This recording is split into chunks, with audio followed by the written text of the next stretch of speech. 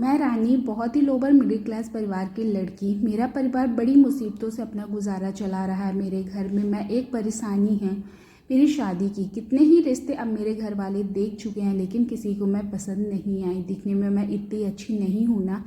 संस्कार और स्वभाव सब बाद में आते हैं, पहले रंग आता है, इसीलिए अभी तक मेरी शादी नहीं हो पाई। फिर एक दिन पिताजी को सामने से एक रिश्ता आया। लड़का दिलीप था और जैसे उन्होंने बताया कि लड़का कहीं प्राइवेट जॉब करता है, 15,000 लेकर आता है। पिताजी और माँ ने ज़्यादा पड़ताल नहीं की और मेरी शादी पक्की हो गई। शादी के लिए भी मेरे भी कई अरमान थे। मैं चाहती थी कि पिताजी की चिंताएं थोड़ी कम हो जाए, इसीलिए मैंने भी हाँ कर दी।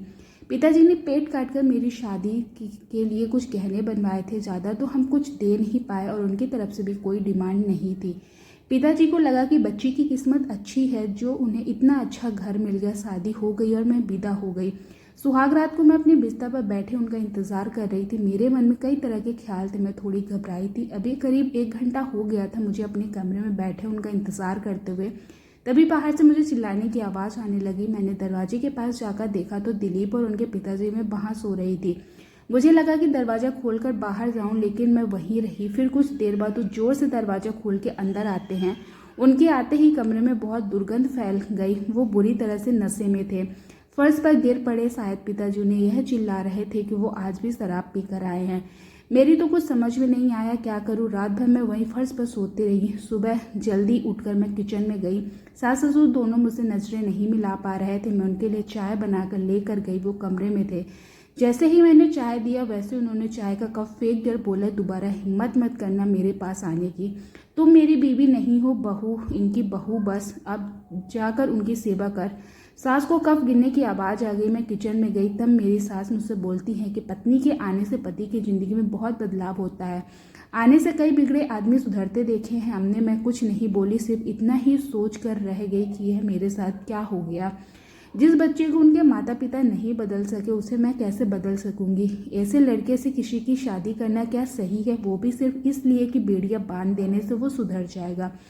वो अगली रात फिर कमरे में आए, मेरी तरफ देखा भी नहीं और सो गए। सुबह जब मैं उठी तब मेरे कमरे का कबाड़ खुला था।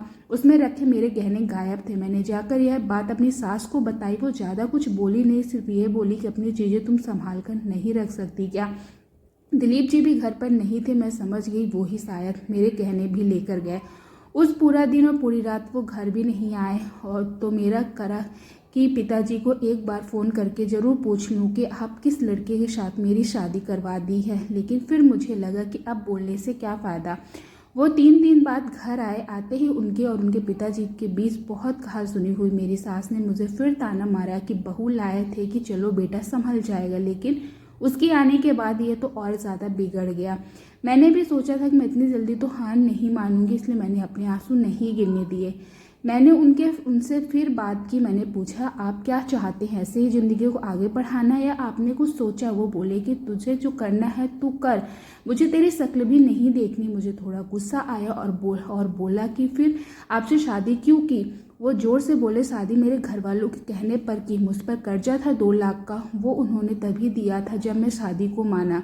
फिर मैंने बोला, तो फिर आपने मेरे गहने भी इसीलिए लिए थे। बस मेरे इतने बोलते उन्होंने मुझसे जोर से चाटा मार दिया। जैसे मैं सुन रह गई। अभी 7 दिन ही हुई मेरी शादी को, अब मेरे साथ ये हो गया। अब मैं रात भर सो नहीं पाई। मैं अपने भविष्य के बारे में सोच रही थी और मेरे सामने कई विकल्प थे जिससे मुझे चुनना था। रात भर मैं यही सोचती रही। फिर सुबह हुई और मैं अपना सामान पैक कर, मेरी सास मुझसे पूछती हैं, ये क्या कर रही हो। मैंने बोला, मैं अपने घर जा रही हूँ। सास ने मुझे ताना मारा कि तुम्हारे घर में खाने को नहीं है, 2 दिन में वापस तुझे यहीं आना पड़ेगा। मैंने कहा, मैं जैसी भी हूँ मेहनत करके खा सकती हूँ, तुम्हारे बेटे की तरह चोर और शराबी नहीं हूँ। मेरी सास मेरा मुँह देखती रह गई। पता नहीं मुझ में इतनी हिम्मत कहाँ से आ गई। मुझे पता था कि यह मेरे और मेरे परिवार के लिए बहुत संघर्षपूर्ण हो सकता है, लेकिन उस समय मुझे यही ठीक लगा। उम्र भर ऐसे किसी के साथ कैसे रह सकती हूँ जो चोरी करे, शराब पीकर मुझे मारे। मैं उस घर से चली गई। आगे क्या होगा देखा जाएगा।